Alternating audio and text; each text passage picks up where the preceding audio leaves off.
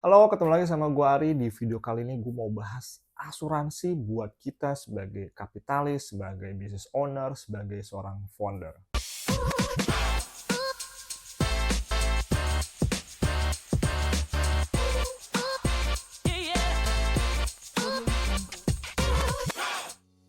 Beberapa waktu yang lalu gue baru nambah polis asuransi. Dan ini membuat gue jadi banyak oprek, banyak membuka dan banyak mempelajari terkait dengan asuransi. Khususnya dari point of view kita sebagai seorang kapitalis nih, sebagai seorang entrepreneur, sebagai seorang pemilik usaha, sebagai seorang founder nih. Bagaimana kita menyikapi asuransi buat diri kita dan juga bisnisnya kita. Teman-teman, gue mungkin akan sharing dan memulai segala sesuatu dari diri kita terlebih dahulu sebelum keluar. Jadi teman-teman, di luar daripada BPJS Kesehatan yang mungkin mayoritas daripada kita udah punya, ini adalah tambahan sifatnya, asuransi yang kita bayarkan sendiri dengan kesadaran dan niat kita sendiri, bukan dari korporasi. Bersyukur teman-teman kalau memang sekarang kerjaannya sudah ada asuransi dari kantor, dari pekerjaan, itu sudah bagus banget.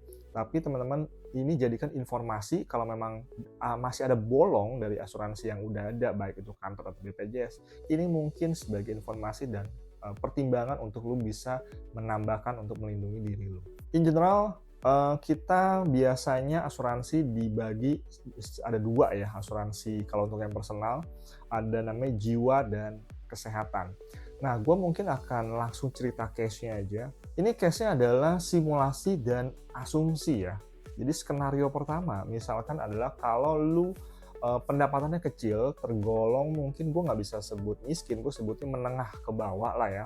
Lu punya penghasilannya kecil, lu juga sudah menikah dan punya anak. Gue menyarankan kalau skenario ini terjadi, lu wajib punya yang paling pertama sesudah BPJS atau kalau lu asuransi kesehatan dari pekerjaan lu udah ada, lu harus punya namanya asuransi jiwa atau mungkin produknya adalah asuransi buat warisan. Jadi kalau lu meninggal, ahli waris akan dapat benefit berupa uang. Nah, ini lu harus punya yang pertama. Kenapa lu harus punya ini dibanding asuransi kesehatan? Karena kan penghasilan lu kecil atau mungkin pas-pasan lah gitu kan. Nah, kalau lu kondisi kayak begini, ya sudah, kondisi terburuknya adalah ketika lu mendapatkan sakit atau kecelakaan atau apapun juga, ikhlaskan, let it go. Nggak usah di-fight, berjuang untuk sembuh, untuk harta segala macam dipakai buat pengobatan. Ya is okay, itu optional. Tapi secara hitung-hitungannya, kalau itu dibayarkan semua, aset lo juga dijadikan pengobatan, itu juga lo bisa sembuh nggak? Kalau sembuh, sembuhnya permanen dan tidak kambuh lagi, dan lo benar-benar totally bisa berproduktif lagi atau tidak? Nah, kalau memang tidak, mungkin ini adalah option yang tidak menyenangkan tapi lebih baik, di mana ya udah nggak usah disembuhkan, let it go, lu meninggal, ahli waris dapat. Nah, ini kondisinya adalah lu sayang dengan keluarga, sayang mungkin dengan anak gitu. Ya udah, optional ini seperti itu.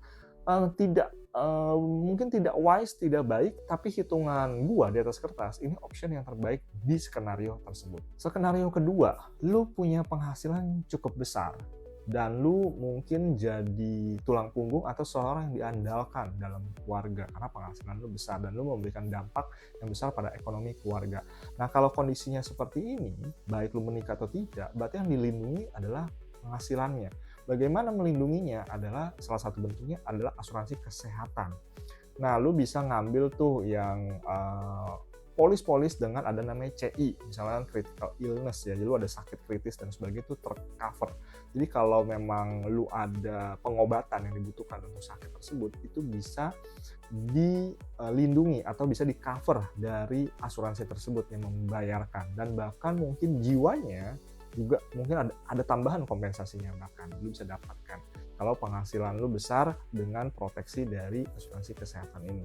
Kalau penghasilan lu sudah besar dan lu punya aset yang banyak, ini skenario ketiga, lu bisa mungkin menggabungkan keduanya. Lu punya juga asuransi jiwa, lu juga punya asuransi kesehatan, di mana premi dan juga polisnya itu menyesuaikan dengan kondisi keuangannya lu. Di samping diri kita juga bisa mengasuransikan keluarga kita.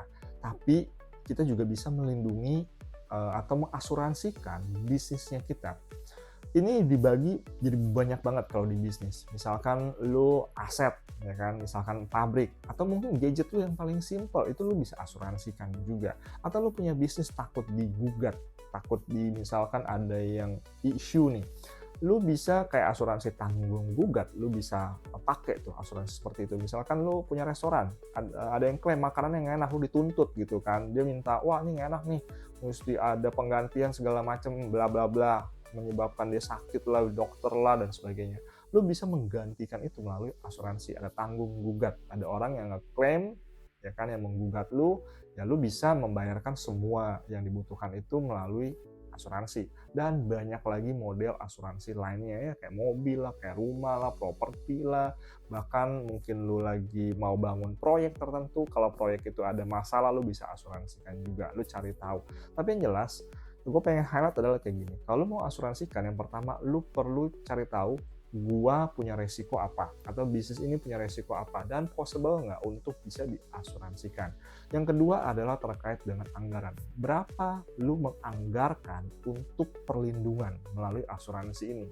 Jadi jangan langsung dicek berapa preminya, jangan langsung dicek gue mau misalkan dapat UP misalkan sekian atau besar. Lihatnya bukan dari situ, lihatnya adalah lu punya kesanggupan, punya kemampuan, punya kerelaan, punya anggarannya berapa. Nanti baru dihitung dari misalkan preminya sekian, keluar tanggungan atau UP-nya berapa nantinya. Kurang lebih itu dari gua terkait dengan asuransi. Gua pengen menekankan, apapun itu, kita sebagai seorang founder, owner, seorang kapitalis, kita perlu memahami tentang asuransi. Sadar nggak sadar, ternyata kita butuh asuransi. Teman-teman cerita lebih banyak tentang asuransi, semoga video ini bermanfaat buat lu semua. See you, bye.